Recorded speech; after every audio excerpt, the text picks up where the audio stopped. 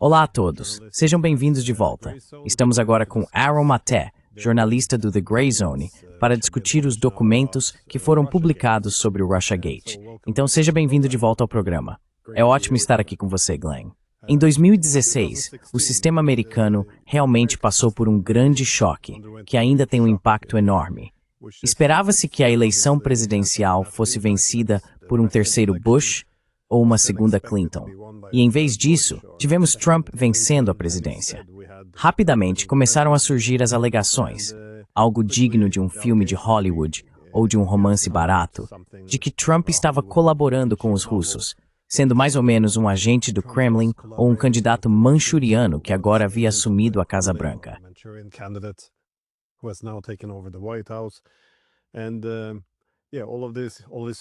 E toda essa conversa sobre se dar bem com a Rússia muitas vezes era interpretada como evidência dessa conivência.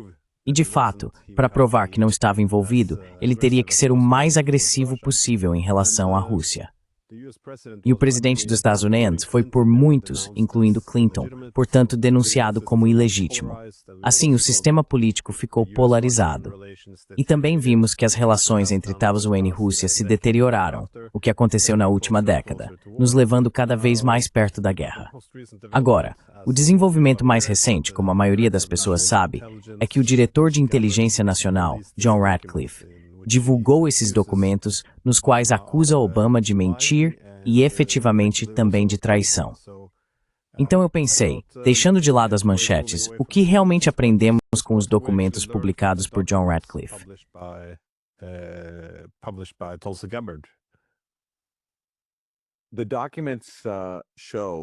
Os documentos mostram mais evidências de que o Russiagate foi uma fraude, que autoridades de inteligência dos Estados Unidos, no mais alto nível, basicamente manipularam o processo de inteligência para incriminar Trump como agente russo e também para culpar a Rússia por conduzir uma ampla campanha de interferência para colocá-lo no cargo. Ambas as alegações eram igualmente falsas. E muita enganação foi empregada na época para promovê-las ao público e à mídia, que atuou como mera porta-voz na maior parte do tempo, em vez de aplicar uma análise crítica. E agora temos mais detalhes sobre como a fraude ocorreu. Isso confirma o que Tulsi Gabbard diz, que houve um golpe traiçoeiro.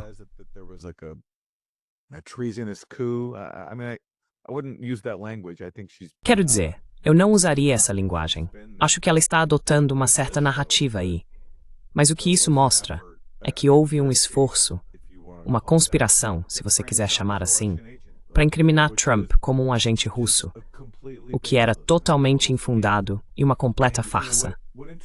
E sabe, o que mais me interessa nesses documentos é a chamada interferência russa, porque já sabemos que a história da conspiração era uma farsa. Robert Mueller liderou uma investigação de mais de 2 anos sobre isso no FBI, gastando dezenas de milhões de dólares. Esse foi o foco dominante do primeiro mandato de Trump. Tentar encontrar qualquer evidência de uma conspiração entre ele e Moscou.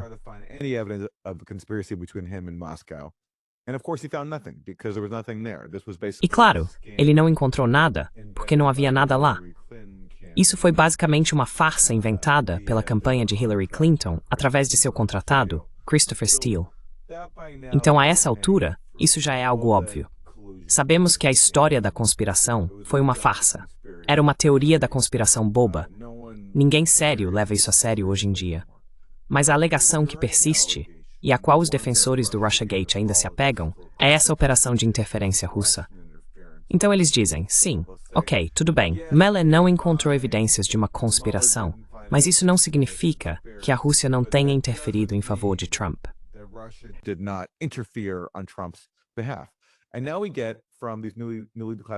E agora, com esses documentos recém-desclassificados, temos ainda mais evidências além do que já sabíamos antes, de que tudo aquilo foi uma completa fraude.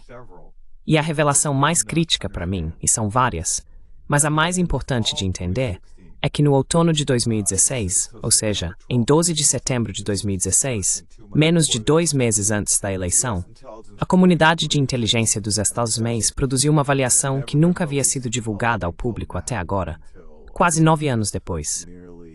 Certo, o que ela diz? diz que quando se trata da principal acusação no centro do Russiagate, que é a de que a Rússia roubou e-mails do Partido Democrata e os entregou ao Wikileaks como parte de um complô para derrotar Hillary Clinton, as part of a plot to defeat Hillary Clinton. When it comes to that Russian hacking allegation, quando se trata daquela alegação de hackeamento russo, o FBI e a NSA, as duas principais agências de inteligência dos Estados-membros, que estavam investigando isso, tinham baixa confiança de que a Rússia era responsável.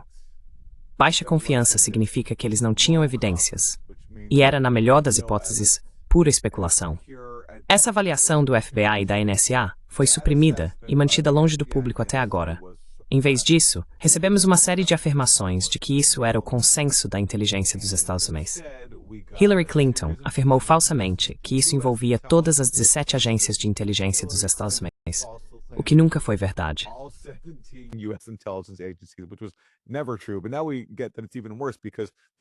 Mas agora vemos que é ainda pior, porque as duas principais agências envolvidas aqui, o FBI, que estava investigando a invasão nos servidores do DNC, e a NSA, que pode monitorar toda interferência cibernética e comunicações estrangeiras, ambas tinham baixa confiança. E isso foi suprimido. Em vez disso, depois que Trump venceu em novembro, cerca de um mês depois, houve uma reunião na Casa Branca com Obama e seus principais assessores. E agora, a partir desses registros desclassificados divulgados por Tulsi Gabbard, descobrimos que eles decidiram, mesmo que o FBI e a NSA ainda tivessem essa baixa confiança em atribuir o ataque à Rússia, que iriam culpar a Rússia de qualquer forma. Eles ordenaram a divulgação de uma nova avaliação da comunidade de inteligência para substituir a que havia sido suprimida, a fim de culpar a Rússia.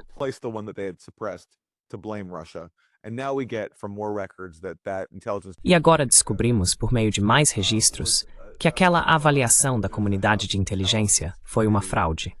Há uma investigação do Comitê de Inteligência da Câmara que analisou a avaliação da comunidade de inteligência divulgada ao público. Eles entrevistaram as pessoas envolvidas e todos disseram que isso foi feito às pressas. John Brennan controlou o processo. Ele era o diretor da CIA, fortemente envolvido na promoção do Russiagate. Eles se basearam no dossiê Steele, apesar das alegações em contrário de Brennan. E a única evidência deles, aliás, isso é o que descobrimos com o novo relatório do Comitê de Inteligência da Câmara, que acabou de ser divulgado, a única evidência é que Putin teria ordenado que a Rússia supostamente invadisse o DNC e entregasse os e-mails ao Wikileaks. A única evidência disso não vem de inteligência de sinais, nem de qualquer outra fonte.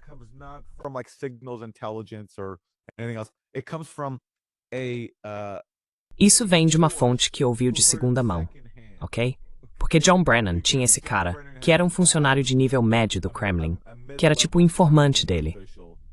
E foi nesse cara que John Brennan confiou para muita coisa. E mesmo, de acordo com a própria fonte de nível médio de John Brennan, que não tinha nenhum acesso ao Putin, a base para dizer que Putin ordenou essa operação e ordenou a transmissão desses e-mails roubados para o Wikileaks vem de uma fonte de segunda mão. Então isso é boato. É uma piada completa. E junto com tudo que já sabíamos sobre essa alegação até agora, incluindo o fato de que o FBI estava confiando na CrowdStrike para investigar o hackeamento do DNC. Quem é a CrowdStrike? A CrowdStrike é uma empresa contratada pela Hillary Clinton.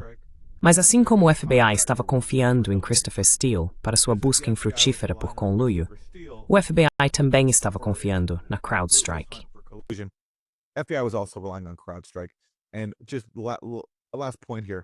E só um último ponto aqui sobre o tema de enterrar evidências contrárias. Já estabelecemos até agora que a comunidade de inteligência ocultou a avaliação de baixa confiança do FBI e da NSA sobre o hacking russo. Também soubemos, muito tempo depois, que a CrowdStrike, a empresa que estava investigando o hacking do DNC, e foi a primeira a acusar a Rússia de invadir o DNC em nome da Hillary, enquanto era paga por Hillary Clinton, disse: "Não temos evidências de que esses supostos hackers russos realmente tenham levado algo dos nossos servidores." E isso foi ocultado durante toda a investigação de Mueller. Só ouvimos falar disso em maio de 2020, mais de um ano depois que Mueller encerrou a investigação.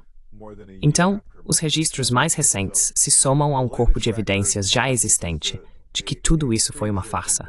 evidence that all of this was a scam. And the last point, even if it were true, E o último ponto, ainda que fosse verdade, mesmo que todas as alegações do Russiagate fossem verdadeiras, tudo isso ainda seria uma piada, porque houve um colapso de anos, por causa da Rússia supostamente ter hackeado alguns e-mails, entregados ao Wikileaks, e também divulgado alguns memes e postagens bobas nas redes sociais que ninguém viu.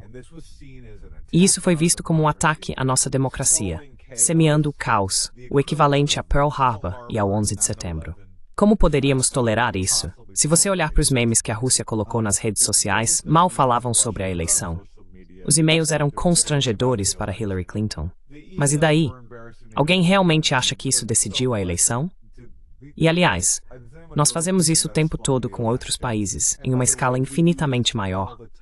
Então, mesmo que essas alegações falsas fossem verdadeiras, o que não são, tudo isso ainda seria uma farsa. The whole thing would still be a farce.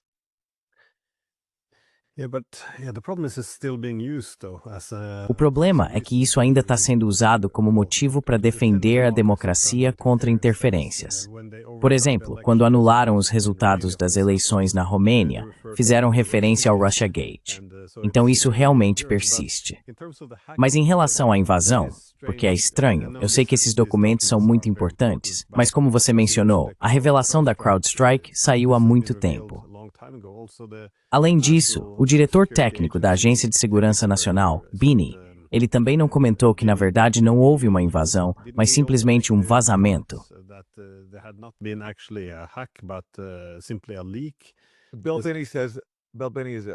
Bill Binney é um ex-funcionário da NSA, e ele disse que as velocidades de transferência com que os arquivos foram extraídos eram rápidas demais para um hack remoto. Eles teriam que ter sido transferidos diretamente por disco. Agora, na verdade, eu nunca acreditei muito nesse argumento, porque, e se as velocidades de transferência analisadas tivessem ocorrido depois que os arquivos foram roubados por um hack? Então, para mim, esse não era um argumento muito conclusivo. E eu concordo com o Bill Binney que não foi um hack, mas digo isso apenas com base em todas as evidências disponíveis, incluindo a CrowdStrike tendo que admitir que, na verdade, não tínhamos nenhuma evidência de exfiltração. Se você não tem evidência de exfiltração, como pode chamar isso de um hack pela Rússia? E, aliás, o mal é que eles atribuíram à Rússia era aparentemente muito, muito comum. Essa ideia de que foram agentes russos que roubaram os dados foi baseada na CrowdStrike, que, na minha opinião, fez muitas suposições que não eram sustentadas pelas evidências.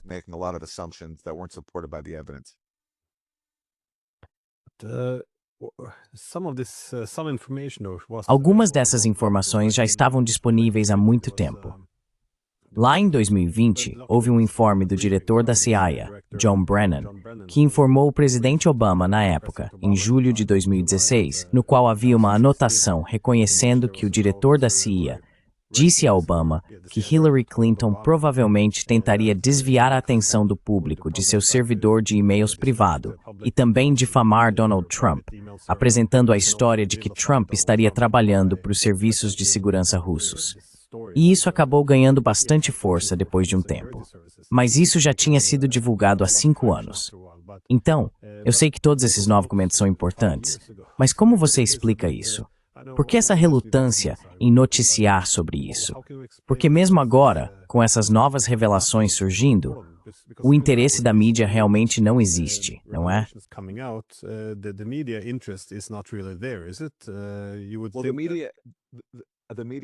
Bem, o interesse da mídia não existe, porque a mídia fez parte dessa fraude. O comportamento da mídia durante o auge do Russiagate foi ridículo. Eles escreviam qualquer coisa que fosse a narrativa dominante, qualquer coisa que fontes anônimas lhes dissessem. E houve um esforço tão grande para era como um gotejamento constante de vazamentos. Essa é a revelação que mostra que existe uma conspiração de Trump com a Rússia. É isso. E isso foi feito cuidadosamente para, basicamente, manter essa narrativa em andamento, para prolongar a investigação de Mueller pelo maior tempo possível. Porque as pessoas por trás da investigação de Mueller realmente só queriam uma desculpa para atrapalhar a presidência de Trump. I think to hobble also his campaign promise. Acho que também foi para prejudicar a promessa de campanha dele de se dar bem com a Rússia. Isso fazia parte. Por exemplo, logo antes de Trump se encontrar com Putin em julho de 2018, poucos dias antes, Mueller divulgou aquela acusação formal contra supostos agentes de inteligência russos pelo hackeamento do DNC. Foi algo tão obviamente cronometrado para minar o encontro de Trump com Putin. E, curiosamente, quando Trump se encontrou com Putin, eles deram uma coletiva de imprensa juntos, e Trump disse: "Sim, Putin negou para mim que interferiu na eleição, e achei a negação dele muito convincente." Isso causou um colapso absoluto na mídia, que chamou Trump de traidor. Among the media who called Trump treasonous. Anderson Cooper said this is the most shameful thing a president. Anderson Cooper disse que isso é a coisa mais vergonhosa que um presidente já disse. John Brennan, o ex-diretor da CIA, afirmou que a conduta de Trump foi nada menos que traição. Então ele estava acusando Trump de traição. E sim, quero dizer, aquela anedota que você mencionou, descobrimos muito tempo depois que John Brennan soube, em julho de 2016, antes mesmo da investigação sobre a Rússia começar, que a Rússia havia captado informações de que Hillary Clinton estava planejando incriminar Trump como um agente russo e vinculá-lo à suposta invasão de hackers russos, basicamente para criar esse escândalo falso. E Brennan informou Obama sobre isso. Mas em vez de levar isso a Hillary Clinton, dizendo: "Ei, por que você está fazendo isso?" Taking this to Hillary Clinton saying, "Hey, like, why are you doing this?" They basically suppressed it and they let the FBI go ahead. Eles basicamente suprimiram isso e deixaram o FBI prosseguir com uma investigação baseada no esquema de Hillary Clinton. E Brennan, em setembro de 2016, até enviou uma recomendação ao FBI para alertá-los sobre isso. James Comey, o chefe do FBI, depois disse que não se lembrava. Ele afirmou não se lembrar de ter recebido um aviso da CIA de que Hillary Clinton estava planejando incriminar Trump como agente russo. E segundo os aliados de Brennan, a preocupação deles não era que Hillary Clinton estivesse incriminando Trump como agente russo. A preocupação era que a Rússia soubesse disso. Então, basicamente, eles ficaram chateados porque a conspiração de Hillary Clinton veio à tona e a Rússia ficou sabendo.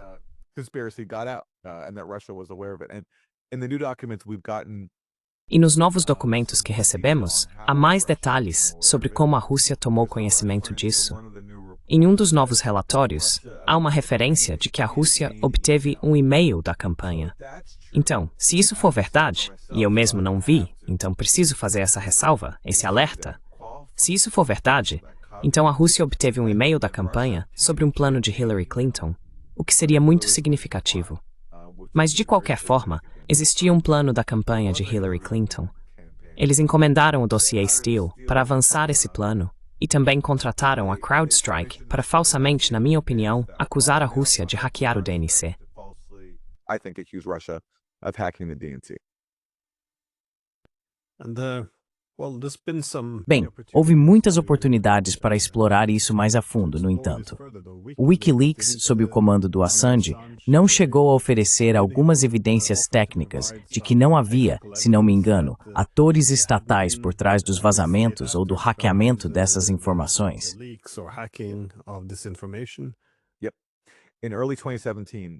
Sim. No início de 2017, após Trump assumir o cargo, Julian Assange entrou em contato com alguns oficiais dos Estados Unidos, incluindo, se não me engano, o senador Mark Warner, que era o vice-presidente do Comitê de Inteligência do Senado. Assange se ofereceu para entregar provas técnicas que, segundo ele, descartariam o envolvimento de atores estatais, pois ele sempre negou que a Rússia ou qualquer outro estado fosse sua fonte. Aparentemente, isso foi vetado pelas instâncias superiores. Depois, Trump tentou iniciar outra rodada de conversas com Assange, e um ex-membro do Congresso dos Estados Unidos foi pessoalmente visitar Assange.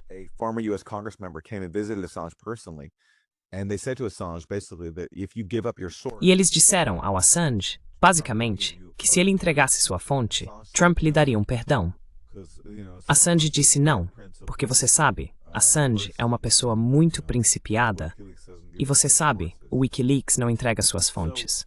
Então, pessoalmente, eu adoraria saber agora do Assange se ele está disposto a falar publicamente. Tipo, se ele estava disposto a fornecer evidências técnicas que descartariam um agente estatal sem revelar sua fonte. por que não fazer isso agora? Porque quero dizer, essa alegação de que a Rússia fez isso teve não apenas consequências domésticas, mas sérias consequências geopolíticas. Isso tornou a diplomacia com a Rússia impossível. It made diplomacy with Russia impossible. As you said in your opener, Trump was incentivized. Como você disse na sua introdução, Trump foi incentivado a seguir seus assessores belicistas que queriam expandir a guerra por procuração que estava em andamento na Ucrânia e no Donbas. Ele enviou armas para a Ucrânia que Obama não enviaria. Ele rasgou o tratado INF. Ele fez todas essas coisas, acredito eu, pelo menos em parte, para combater a narrativa de que estava agindo em favor da Rússia. Então, ele foi incentivado a adotar uma política neoconservadora e agressiva em relação à Rússia para refutar as acusações do Russiagate. E a mídia e os democratas foram incentivados a ignorar as políticas realmente belicistas de Trump, porque estavam tão presos a essa teoria da conspiração absurda de que ele estava a serviço de Putin.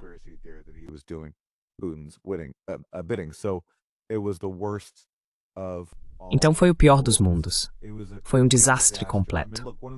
Quero dizer, veja, uma das primeiras controvérsias do Russiagate, em julho de 2016, acontece na Convenção Republicana, quando alguns delegados estão discutindo o texto da plataforma do Partido Republicano. É um processo sem sentido, porque a plataforma não tem importância. Mas o que virou uma grande controvérsia foi que algum delegado propôs uma linguagem forte sobre armar a Ucrânia.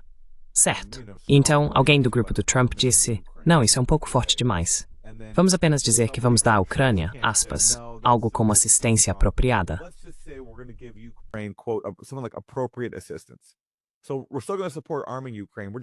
Certo. Então, ainda vamos apoiar o armamento da Ucrânia. Só não vamos adotar a versão maximalista da proposta. E de alguma forma, isso se tornou uma polêmica, de que Trump era brando com a Rússia e iria abandonar a Ucrânia. E é por isso que autoridades ucranianas, e isso é interessante, especialmente para o seu público, já que você cobre extensivamente a guerra na Ucrânia. A Ucrânia foi parte fundamental disso desde o início. Anos depois, descobrimos que John Brennan, na verdade, usou inteligência ucraniana, que àquela altura já era um proxy of small, para ajudar a avançar as alegações de hacking russo.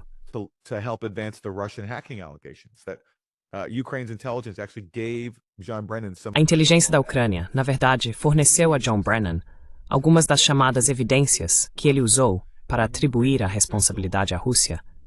E autoridades ucranianas também vazaram informações sobre Paul Manafort, o gerente de campanha de Trump, porque Manafort costumava trabalhar para Yanukovych, o presidente deposto da Ucrânia, que foi removido no golpe de Maidan.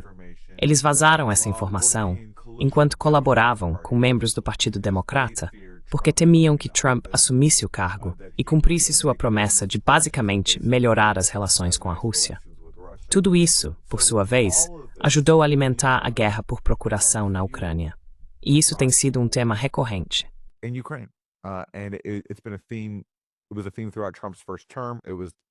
Esse foi um tema durante todo o primeiro mandato de Trump. Foi depois que o Russiagate fracassou, depois que Robert Mueller deu seu depoimento desastroso, quando ele havia sido apresentado como o herói que tiraria Trump da Casa Branca algemado e revelaria o suposto complô secreto entre Trump e Putin. Então ele depôs perante o Congresso e nem sabia os detalhes da própria investigação. Foi humilhante para todos os envolvidos. Então, um dia depois, é quando Trump faz sua ligação para Zelensky, na qual ele fala com Zelensky não apenas sobre ajudá-lo a investigar corrupção envolvendo os Biden, mas também pede a Zelensky. E essa é a parte que foi ignorada nas reportagens subsequentes da mídia.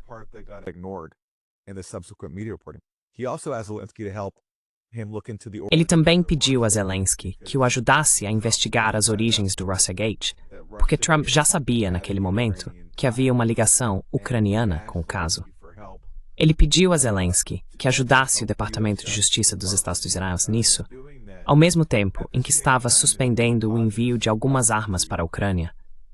O fato de Trump ter feito esse pedido, somado ao fato de ter pausado o envio de armas para a Ucrânia, levou os democratas a tentarem se recuperar da humilhação do Russiagate, lançando o Ukrainegate e tentando impeachment de Trump por congelar armas para a Ucrânia, enquanto pedia ajuda à Ucrânia para iniciar algumas investigações. Então, isso foi um desastre. Naquela época, Zelensky estava tentando encontrar uma maneira de implementar os acordos de Minsk. Zelensky was trying to find a way to implement the Minsk Accords. But what was the message from Russiagate and Ukrainegate? Mas qual foi a mensagem do Russiagate e do Ukrainegate? Não negocie com a Rússia. A Rússia é um inimigo existencial tentando destruir nossa democracia. Então vamos simplesmente entrar em guerra. E é por isso que pessoas como Lindsey Graham e John McCain, desde o início, usaram as alegações do Russiagate para promover a guerra na Ucrânia. Em janeiro de 2017, eles foram à Ucrânia e disseram: a Rússia atacou nossa democracia, vamos enfrentá-los na Ucrânia. Então, isso foi um desastre, tanto para a política interna dos Estados Unidos, quanto para a política externa. E ainda estamos vendo as consequências hoje. Sim, acho que é um excelente ponto como o Russiagate minou o acordo de Minsk, porque caso contrário, o que eles fizeram, pessoas como Lindsey Graham e John, como é o nome dele, John?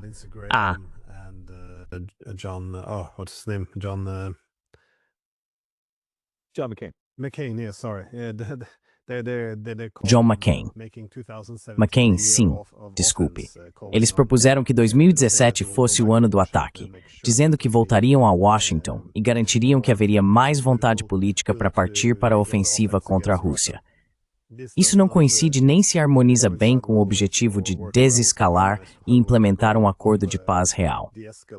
Mas isso levanta a questão: você acha que haverá algum tipo de responsabilização por isso? Porque muita gente esteve envolvida. Muitos realmente acreditavam que Trump era o novo Hitler. Muitos acreditaram na história de que ele era um agente russo. Então, se não havia nenhuma evidência, parecia que estavam dispostos a simplesmente empurrar evidências falsas.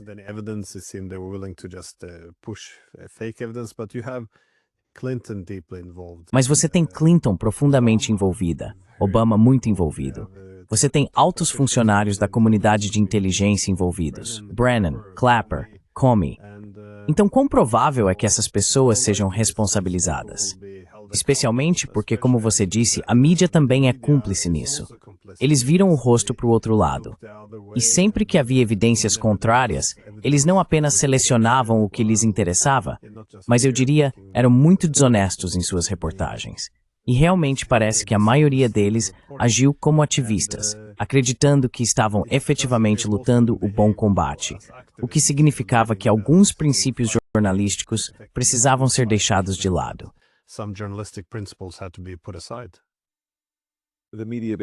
O comportamento da mídia foi simplesmente vergonhoso.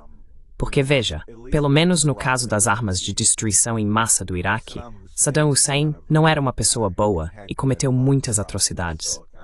Então eu entendo por que algumas pessoas, pelo menos no início, acreditaram em toda a propaganda da guerra do Iraque. O Russiagate foi uma teoria da conspiração. E as elites da mídia adoram zombar de teorias da conspiração. Adoram zombar de eleitores maleáveis que são pouco informados e estão sendo manipulados por desinformação. O Russiagate foi uma desinformação em massa. E basicamente foi um esquema de proteção elitista. Hillary Clinton pôde culpar a Rússia, não seus próprios fracassos. A mídia pôde culpar a Rússia, não o próprio fato de que promoveram Trump incansavelmente e lucraram muito com isso.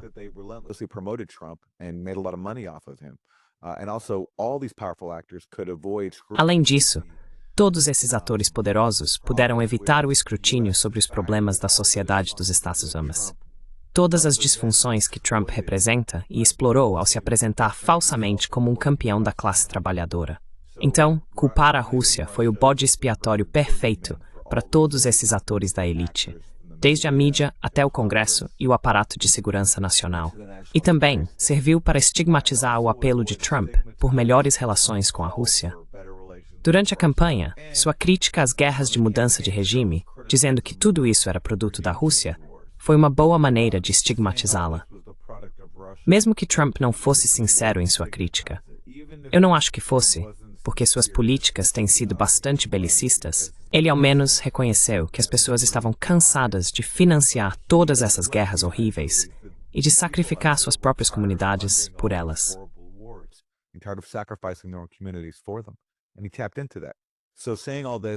E ele aproveitou isso. Então dizer que tudo isso era produto da Rússia, propaganda russa, foi uma ótima maneira de minar qualquer sensibilidade pacífica que Trump pudesse ter. E também, mais importante ainda, de estigmatizar isso. De fazer parecer que era apenas produto de Moscou, e não de um descontentamento populista genuíno. Então, em termos de responsabilização, quando você tem um esquema de proteção privilegiado, é grande demais para falhar. É como se estivéssemos basicamente pedindo para a máfia investigar a si mesma. Um esquema investigando a si próprio. Isso não vai acontecer. Mas veja, se eles quiserem ir atrás de pessoas, há um óbvio, quero dizer apenas em termos de passos criminais práticos. John Brennan mentiu ao Congresso. Ele foi questionado em depoimento no Congresso se o dossiê Steele teve algum impacto na avaliação da comunidade de inteligência. John Brennan disse que não teve.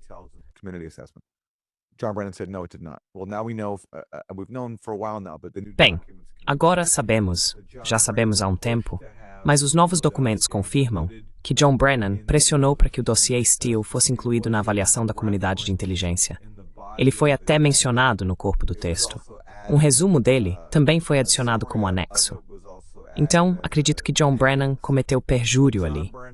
As pessoas por trás da CrowdStrike, envolvidas no hackeamento do DNC, eu já escrevi anteriormente sobre como elas fizeram declarações falsas ao Congresso. Porque uma das coisas sobre a CrowdStrike é que quando o FBI foi até eles e perguntou: "Ei, podemos examinar os servidores nós mesmos?", a CrowdStrike disse não.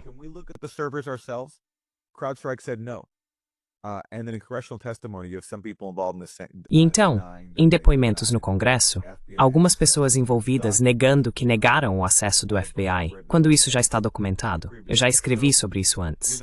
Então existem aspectos aí em que uma investigação criminal poderia, na minha opinião, levar a algumas acusações certamente mais robustas do que as acusações que o Mueller apresentou.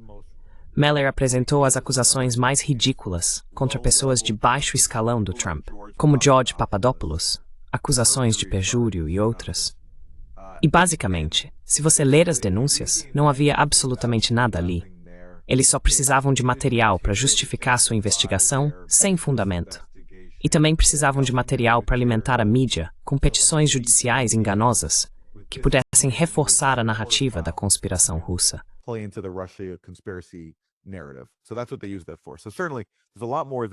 Então é para isso que eles usaram aquilo. Certamente há muito mais ali do que Mueller jamais teve em qualquer situação, e isso pode ser uma área de responsabilização. O Barack Obama, um ex-presidente, vai ser responsabilizado? Não, simplesmente não é assim que funciona. Mesmo John Brennan, veja, ele é ex-diretor da CIA. Tentar responsabilizar um ex-diretor da CIA, quando um diretor da CIA sabe muitos segredos e pode prejudicar muita gente poderosa, eu duvido muito. Simplesmente não acho que iriam atrás de pessoas tão poderosas em Washington. Eu adoraria ser surpreendido, mas certamente na prática, se você quiser algo para responsabilizar o Brennan, pode olhar para o depoimento dele no Congresso e comparar com os registros disponíveis.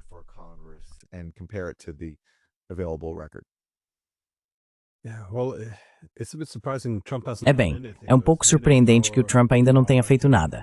Ele já está de volta ao poder há 6 meses. Ele se vendeu como o cara que iria drenar o pântano, enfrentar o estado profundo, especialmente depois que foram atrás dele. E neste momento, agora que o caso Epstein está causando um pesadelo para ele, eu imaginaria que ele gostaria de distrair o público.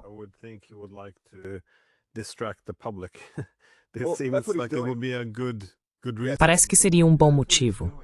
É isso que ele está fazendo. Quero dizer, não acho que o timing seja coincidência. O Trump obviamente não quer que as pessoas falem sobre o Epstein. Pessoalmente, acho que a questão do Epstein é exagerada.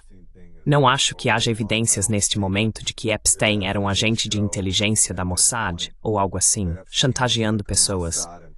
Mas acho que Trump é um predador sexual assumido.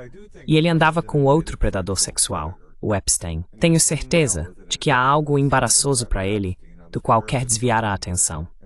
Então, realmente acho que essas revelações sobre a Russiagate estão sendo usadas para isso. Mas isso não anula o fato de que há informações importantes nesses documentos. Estamos aprendendo mais sobre uma fraude realmente significativa e massiva, na qual muitas pessoas poderosas estavam envolvidas. E acho que isso é importante. And I think it's important. And look, there was an effort in his first E term veja, houve conversas. Houve um esforço no primeiro mandato dele para liberar esses documentos. Kash Patel, que foi chefe de gabinete de Trump no Departamento de Defesa, tentou liberar parte desse material, mas foi impedido. Ele foi impedido por pessoas mais poderosas, porque Trump nomeou muita gente padrão, falcões neoconservadores, pessoas como Mike Pompeo, Gina Haspel, Mark Esper, William Barr. E todos eles não queriam que isso fosse divulgado, porque no fim das contas, é um clube. E sim, embora o Russiagate tenha sido partidário e usado contra Trump, o fato de ter vindo da CIA e do FBI fazia com que essas pessoas não quisessem envergonhar o FBI e a CIA, além do que já era conhecido. E por isso, bloquearam a divulgação de muita coisa que estamos recebendo agora. E seja qual for o motivo para liberar isso agora, eu apoio. É importante jogar luz sobre esse grande golpe. to have sunlight on this massive scam. Sim e não. Eu acho que a transparência é definitivamente necessária. E de novo, você destacou que as pessoas que chamam tudo de teoria da conspiração, essa foi realmente a grande e também uma teoria da conspiração muito ridícula. Mas os teóricos da conspiração ficaram obcecados em policiar a fala, já que a Rússia supostamente estava envolvida nessas missões malucas de interferência. Então, muitas das restrições agora, ou violações da liberdade de expressão, também vêm do Russiagate. Isso vem de 2016, quando toda a desinformação, propaganda russa, todas essas palavrinhas-chave muito carregadas, não precisam ser justificadas ou explicadas. Mas se você as usa, pode censurar pessoas, pode fazer com que sejam canceladas, aparentemente pode até anular eleições. E não precisa mais de nenhuma evidência, porque qualquer um que se oponha será visto com desconfiança. Por que você não está combatendo a propaganda russa?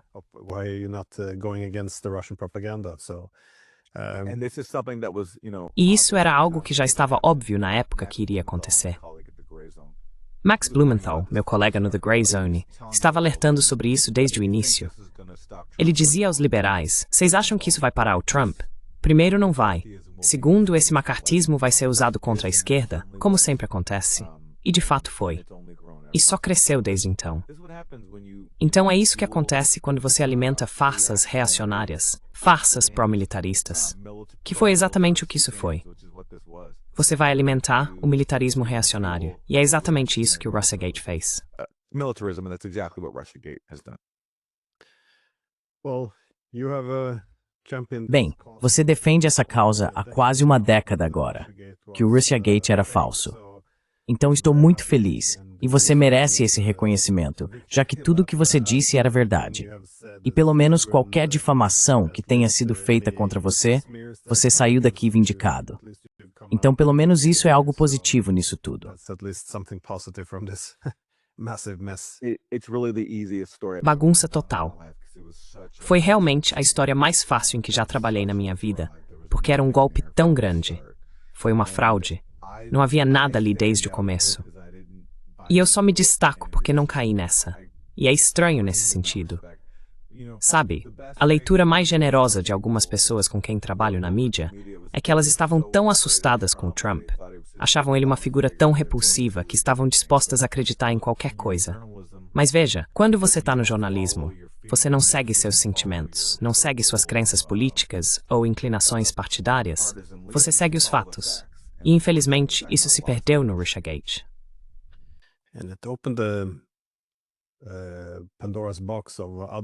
Isso abriu a caixa de Pandora para outras bobagens, porque depois disso veio o laptop do Biden. E isso também.